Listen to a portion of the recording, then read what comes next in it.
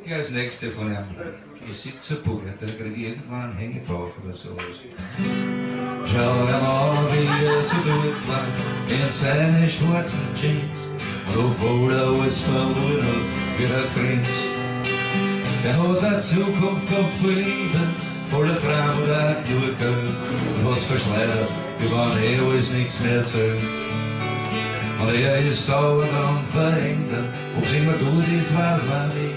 Und er sucht für sich den allerletzten Kick.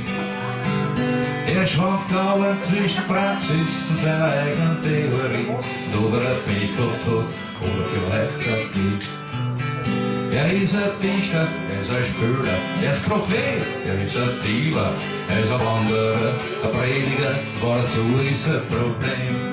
Er ist sein eigener Widerspruch, einmal jagt er, einmal auf der Flucht, nimmt er jede falsche Richtung, auf seinen eigenen Weg durchs Leben. Er hat geschmeckt, was gut und schlecht ist, und der Waldrot erwartet ihn, und fürs Heute hat er das ganze Mut. Er rennt davon vor ihm in einen Schweinehund, dann greift er nach die Stirn und hat alles, was er je gern gehabt hat, verloren. Wenn sich die Welt abdauernd ändert, man weiß nicht einmal um viel, und alles, was er wird, ist alt und gleich geknickt. Vom allerersten Wiegenlied bis näher Gott zu dir, war sein größtes Pech für einen oder König.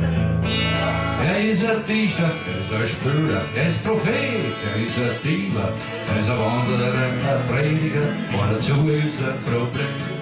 Er ist sein eigener Widerspruch, einmal jagt er, einmal auf der Flucht über jede falsche Richtung, auf seinen eigenen Weg durchs Leben.